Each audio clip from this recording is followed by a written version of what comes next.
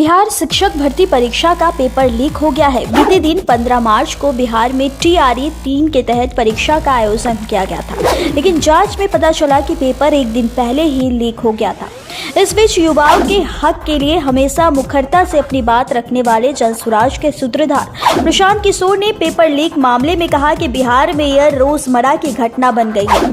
पिछली बार में जब BPSC का पेपर लीक हुआ था तब बहुत सारे छात्र ने मुझसे कहा था कि आप इस पर कुछ बोलिए, ट्वीट कीजिए। तो मैंने उस समय भी कहा था और अब भी कह रहा हूं कि पिछले 10 सालों में 60 से ज्यादा अलग अलग परीक्षाओं के पेपर लीक हुए हैं, पर इस पर कोई जवाबदेही तय नहीं कर रहा है। पिछली बार BPSC पेपर लीक होने के बाद जिस व्यक्ति को मामले में जिसे दोषी पाया गया, उसे कुछ दिन बाद ही बड़े मंत्रियों के साथ बड़े बड़े फोटो अखबार में छपी।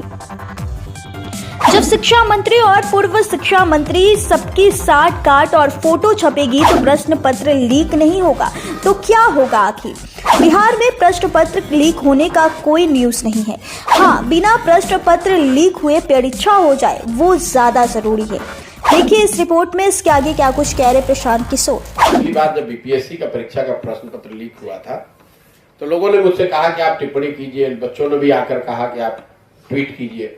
तो मैंने उस समय भी कहा था और अभी का जो परीक्षा पत्र लीक हुआ उस पर फिर वही कह रहा हूं कि भाई ये रोजमर्रा की घटना बन गई है। जब आपका पिछले 10 सालों में ये 60 से ज्यादा अलग अलग परीक्षाओं के पेपर बिहार में लीक हुए हैं, न इस पर किसी की जवाबदेही है। और जो आदमी जो पिछली बार BPSC के प्रश्न पत्र लीक होने के बाद जिस व्यक्ति को सरकार ने ये कहा कि ये दोषी है, जिसको पकड़ा गया, उसी आदमी का पिक्चर सरकार के बड़े मंत्रियों के साथ 2 दिन के बाद आप ही लोगों ने छापा है।